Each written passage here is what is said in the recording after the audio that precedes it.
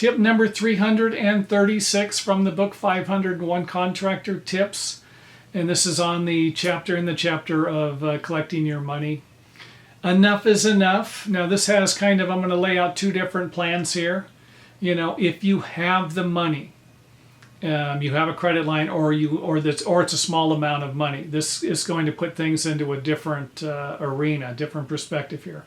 If you need your money, and you need to be paid on time, and you're not getting paid on time, then you might have to threaten to stop working on that project until you get paid, so that you can go work somewhere else to get paid. And this is difficult when you're doing a job. If you have 2 or 3 jobs going, you can send your crews over to these other jobs and maybe make everything work out. If you're only doing one job at a time, this could be difficult. You'd have to stop that job, get another job, start working on that, and then of course these people will pay you, and now you got 2 jobs going at the same time that you're going to have to juggle through.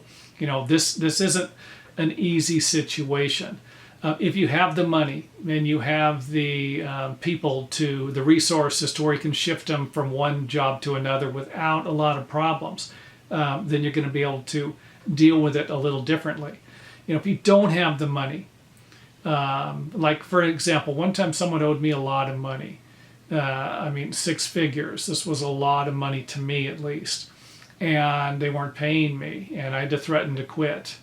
It was basically, this amount of money would have represented every single thing that I had worked for, all of the money that I had saved, and during my career would have been gone, wiped out, and I would have owed materials and labor and stuff like this. And but I did. I had to make a choice. I threatened to say, hey, I'm not working until I get paid, and I got paid within a couple of days.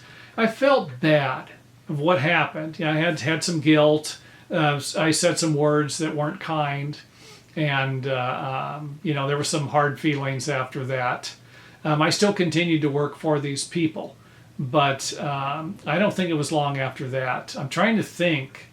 To be honest with you, I don't think we did another job for these people again. And it might have had something to do with our getting paid, but I think it was more about we had other work. We had more work that we had from other companies. I think that was more along the lines of what happened. But the choices you're going to have to make as a contractor.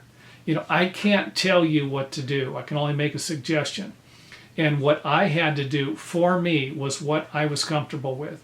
It just doesn't make any sense to keep working for someone and you're not going to get paid, or they're telling you you're going to get paid. I'll have a check on Monday, and then Monday comes. I'll have a check on Wednesday. Wednesday comes. I have a check on Friday, and Friday comes. Give me another week. The next Friday comes. You know what? I need 2 more days. Monday comes, and then they're like, you know what? For sure, guaranteed by Friday. I don't like that. I like to work for people that do what they say. I do what I say I'm going to do. They say what they're going to do. You might not have a problem with that. You might be able to deal with it on a different level than I did. And of course, if you're a big business, you will have to deal with it differently. You won't be able to throw a temper tantrum and say, I'm not working anymore if I'm not getting paid. Enough is enough. Could be a further point down the line. For me, enough is enough when I don't get 1 payment. Enough is enough to someone else is going to be when they don't get 5 payments. To someone else, 10 payments.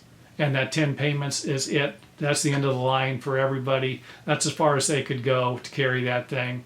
And hopefully they don't go out of business. And then they're going to think, yeah, I should have stopped it at 5. Or next time, I'm going to stop it at 5.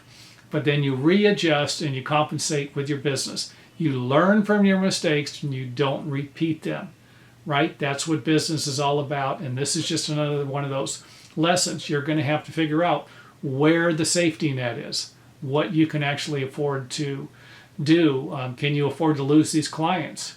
Can you afford to carry the job financially? Will you survive if you don't get paid at all? These are things that are going to make your final decision in the end, or help make that decision.